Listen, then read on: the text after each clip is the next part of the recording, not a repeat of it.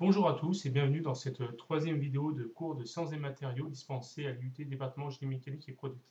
Dans les vidéos précédentes, nous avons vu une première intégration au diagramme binaire, au diagramme d'équilibre. Donc, je vous rappelle rapidement, un diagramme d'équilibre est obtenu pour des conditions de refroidissement infiniment lentes. Ça sera opposé à ce que nous verrons plus tard, à des trempes où là vous avez des conditions de refroidissement rapides. Dans les notions vues dans les vidéos précédentes sont les suivantes. On a vu une première introduction au diagramme binaire, comment le lire, sur les axes. La notion de miscibilité, est-ce que des composés sont miscibles, partiellement miscibles, totalement ou non miscibles. Et enfin, la notion de solution solide. Dans cette vidéo, ce que nous allons voir, nous allons voir des particularités du diagramme binaire, notamment nous allons voir les transformations eutectiques, eutectoïdes, la notion de la variance avec la loi de Gibbs, et enfin, comment tracer une courbe de refroidissement à partir d'un diagramme binaire et justifier l'allure de l'évolution de la température au cours du temps lors d'un refroidissement, encore une fois, à l'équilibre infiniment. Commençons par une transformation eutectoïde. Pour ceci, on va s'appuyer sur un diagramme qu'on a déjà vu, celui du plomb éteint. Donc sur ce diagramme, on voit ce qui est entouré en rose, vous avez une phase liquide, et ici entouré en vert, c'est la phase solide. Entre les deux, entre liquidus et solidus, vous avez un mélange de phase liquide et de phase solide. Ça, nous l'avons déjà vu. Maintenant, ce qui va nous intéresser, ça va être les températures de fusion des éléments. Le plomb, la température de fusion de solidification du plomb est à 600 Kelvin. Celle de l'étain est à 505 Kelvin. Et on voit qu'il y a un point particulier sur ce diagramme-là où le liquidus et le solidus se rejoignent, ce qui correspond à une température de fusion inférieure à la température de fusion des deux corps purs pris individuellement. Ce point-là s'appelle le point eutectique. Un point eutectique, c'est un point du diagramme pour lequel la température de fusion est inférieure à la température de fusion des corps purs. Au point eutectique, le liquidus et le solidus se rejoignent. Donc, on va aussi parler de transformation eutectique, où là, elle va s'écrire comme ceci. Vous allez avoir une phase liquide qui va se transformer en deux phases solides à température constante. Dans cet exemple-là, vous avez le liquide qui va donner les phases solides alpha plus bêta qui sont à plus basse température. Donc ces points eutectiques, on les retrouve sur certains diagrammes de phase, ils sont assez intéressants, notamment pour tout ce qui est brasage effondré. Pourquoi? Parce que c'est finalement la température de fusion la plus basse que vous puissiez obtenir pour votre alliage. On va parler aussi de droite eutectique, c'est la droite qui passe par le point eutectique et c'est une droite qui est horizontale. Vous verrez que ça a une application très importante lorsqu'on va tracer les courbes de refroidissement. On va voir maintenant la transformation eutectoïde. Alors pourquoi dans la foulée? Tout simplement parce que la transformation eutectoïde est assez proche de la transformation eutectique. Vous verrez, il y a juste une petite différence. Pour voir un point eutectoïde, on va s'appuyer sur le diagramme binaire fer-carbone ou le diagramme de l'acide. Alors là, c'est une petite fraction du diagramme binaire. Vous voyez qu'elle s'étend de 0,0% massique de carbone dans le fer jusqu'à à peu près 2% massique, ce qui correspond aux acides. Aux températures qui sont exposées ici, donc on est en dessous de 1000 degrés, l'échelle de température n'est pas précisée, mais on est en dessous de 1000 degrés, l'acier est entièrement solide. Vous avez à haute température une solution solide gamma et à basse température un composé avec deux phases, une phase alpha et une phase Fe3C. Mais ce qui va nous intéresser ici, c'est le point E, parce que c'est un point particulier. Il ressemble beaucoup au point précédent, mais vous êtes entièrement dans un domaine entièrement solide. Et sur ce point-là, vous voyez que vous avez une phase solide qui va se transformer en deux phases solides. Vous avez la solution solide gamma qui va se transformer en phase alpha plus Fe3C. C'est ce qu'on appelle une transformation eutectoïde. Alors, il est important de noter que les transformations eutectiques et eutectoïdes ont un comportement de corps pur dans la transition de phase. C'est-à-dire que quand vous changez de phase, quand vous passez dans cet exemple-là de la solution solide gamma aux phases alpha plus Fe3C, ce changement de phase va se faire à température constante. On va avoir un palier isotherme. Donc maintenant, voyons la notion sur la variance ou la loi de Gibbs. Alors, la notion de la loi de Gibbs, qu'est-ce que c'est? Ça vous dit qu'à l'équilibre, la variance caractérise le nombre de variables indépendantes, température, pression, nombre de constituants, que l'on peut modifier sans changer l'état, liquide, solide, gazeux, ou le nombre de phases du système.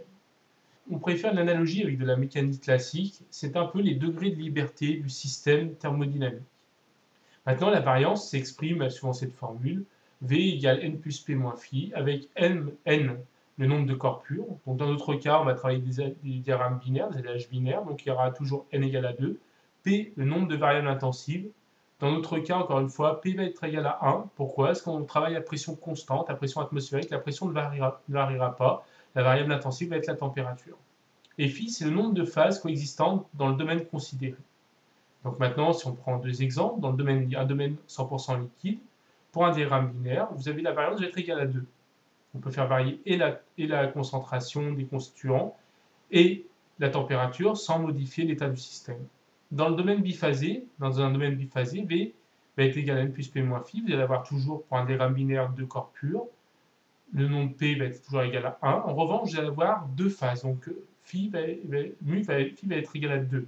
Donc, vous allez avoir un domaine d'une variance égal à 1. Ça va être simplement la température, votre degré de liberté.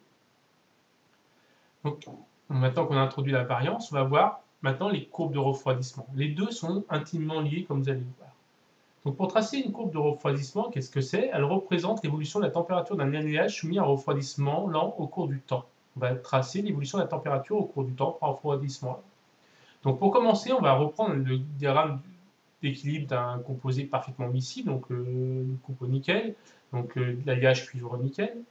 Donc, premièrement, on va se mettre sur un corps pur, un 100% de nickel. Donc, la courbe de refroidissement va ressembler à ça.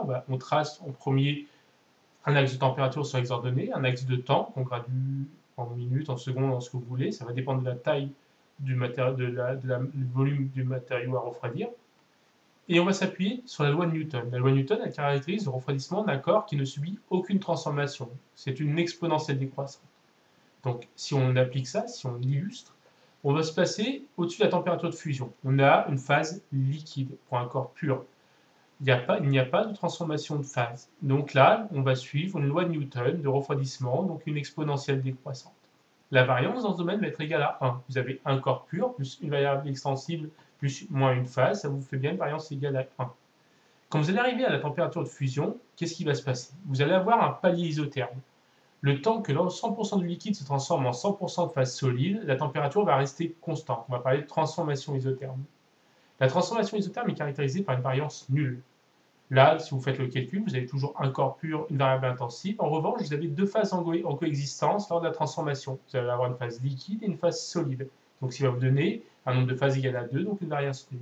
Une fois que l'ensemble du liquide est transformé en phase solide, vous rentrez dans un domaine avec une seule phase solide, et pour un corps pur, donc vous allez avoir une variance égale à 1, qui va être seulement la température.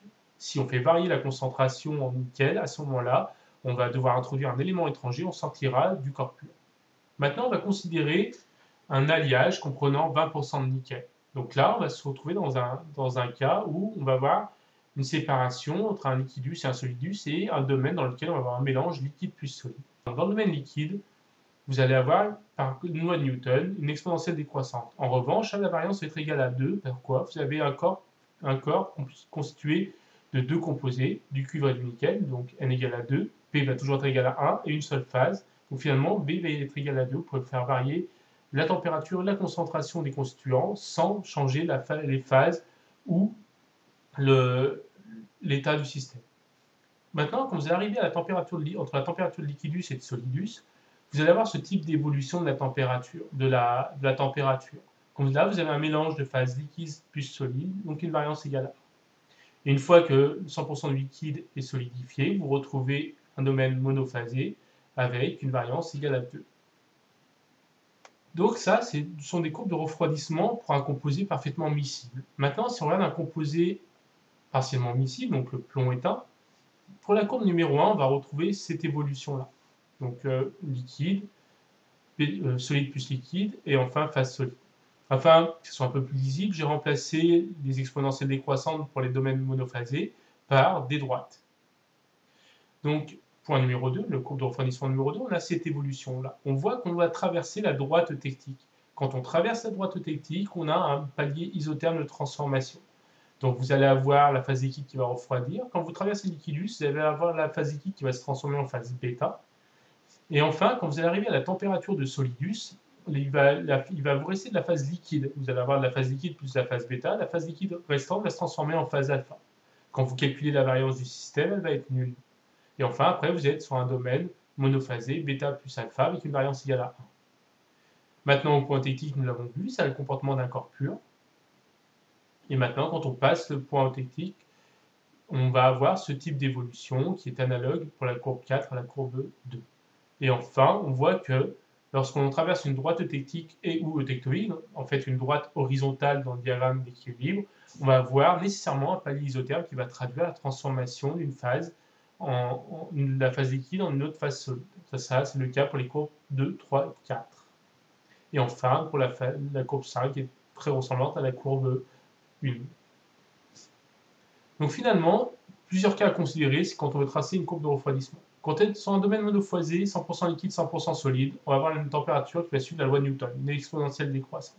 Quand vous êtes sur un domaine biphasé, avec un liquide plus un solide, là, la température suit l'évolution suivante, et cette évolution arrondie.